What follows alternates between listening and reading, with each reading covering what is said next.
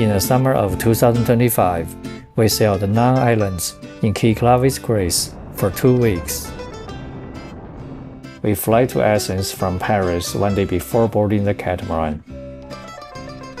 Επόμενη στάση, Μοναστηράκι. Next station, Μοναστηράκι. After a 3-hour flight, we arrived in the late afternoon and stayed one night near Monastiraki. It's no surprise that history is always around in Athens. Right in front of our eyes was the Parthenon on the peak of the Acropolis. There was not much more we could ask. Freaking perfect. After a long travel day, we took advantage of this chance to rejuvenate ourselves.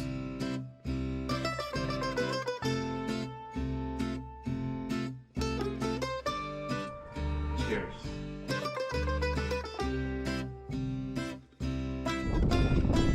Next day, we sailed out of Glyfada, crossing Saronic Gulf to the island of Aegina. On the top of the island is the temple of goddess Aphaia, alongside the Parthenon and the temple of Poseidon on Cape Sunion. Here is the sacred triangle of ancient Greek temples.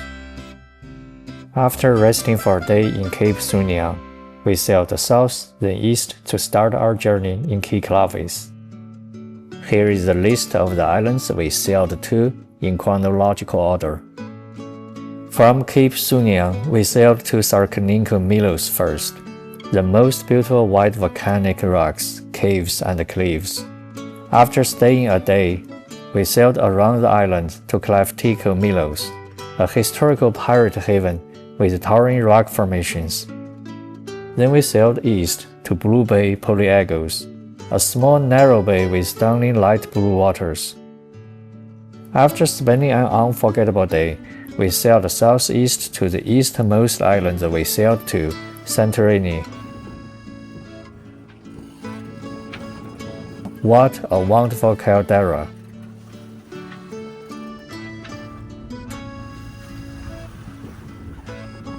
In case you are wondering what we were pointing at, we were counting how many blue-domed churches and windmills in Ia and Fira Santorini. We ended up visiting all of them later on. We spent 2 days in Santorini and explored Ia, Fira, and Akrotiri, which is the hidden gem of Santorini. But that's a video for another time. After Santorini, we sailed direct north with the Paros as the intended island, but encountered strong Meltemi, so we stopped at Ios for the night.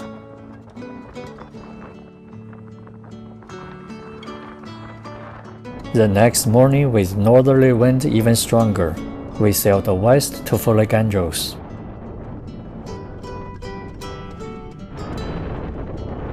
After a short stop at another hidden gem of Polyagos, we anchored in Kimonos.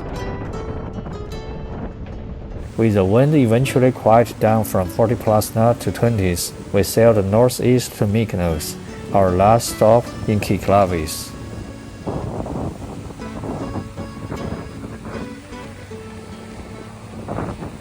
This video is a highlight of our 14-day journey over 9 islands and 400 nautical miles. Cyclades in Greek means circular islands, a total about 220 islands. This video is just a glimpse of what it's like to sail Cyclades Greece, especially with Meltemi in the summer.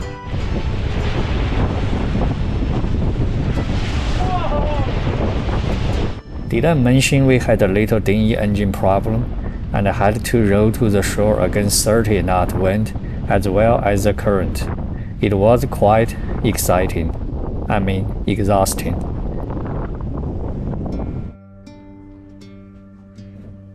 The following is how we usually spend our days from sunrise to sunset. The day started early. We got up every morning to enjoy the sunrise. The same sunrise shining on the ancient Greek temples for more or less the past 2,500 years.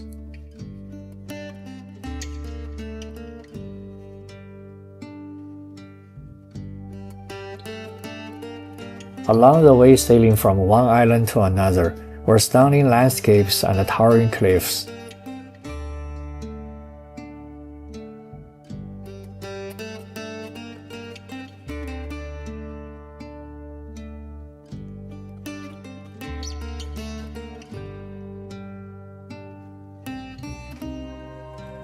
In the afternoon, we dipped into the pristine water, surrounded by the unparalleled natural beauty, sometimes as blue as it could ever be.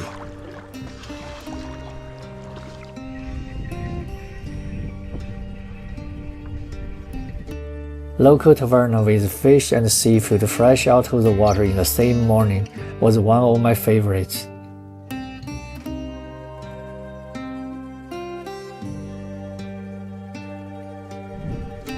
In the passage day, we sailed from sunrise to sunset.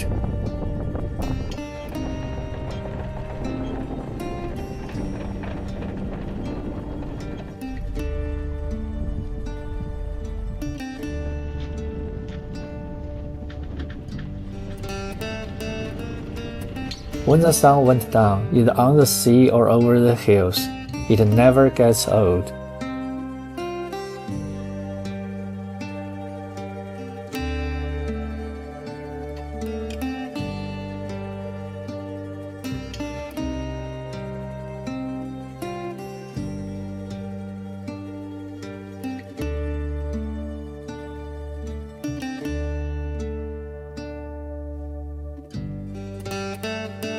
Sunset watching is such a big deal in Santorini.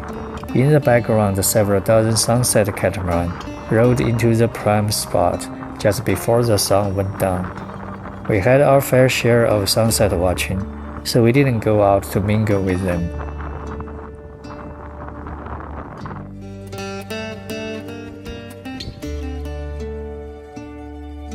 However, the first time we saw a blood moon rising out of the sea over the temple of Poseidon, it was pure magic.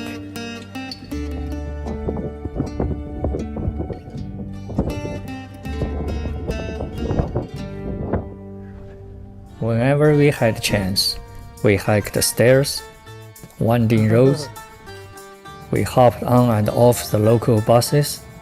We enjoyed every minute of it. One thing for sure, we acclimated ourselves to the constantly ever-changing wind.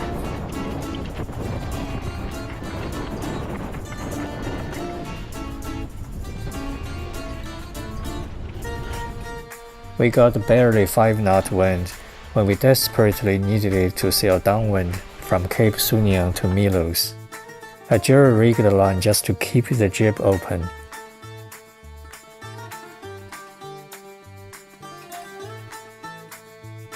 Suddenly, there was too much wind when Meltemi came in town during our upwind leg from Santorini to Mykonos. Cyclades is no joke. 2 days ago it was stunning and everything is perfect.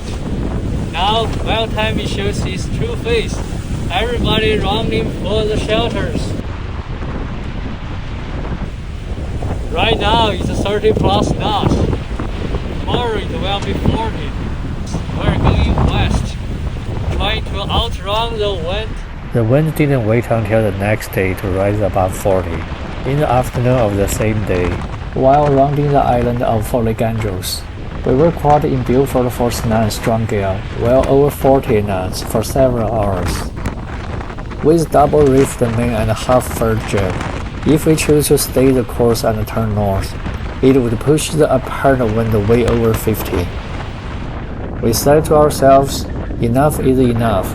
We dropped all the sails and traded the roaring sea for a picturesque bay between Santorini and Milos.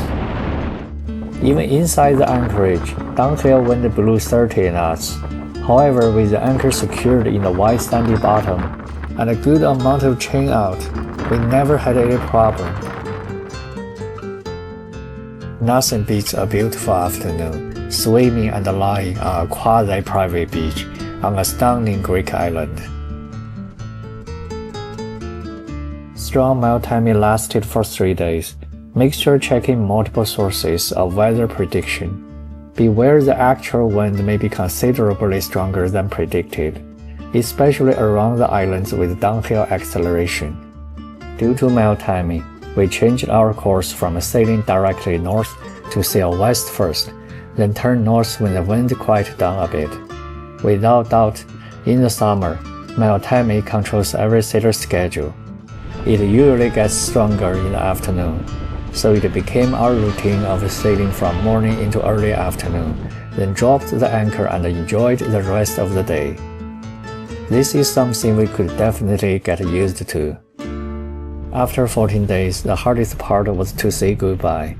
Our passion for Greek islands will not end this summer. We will be back.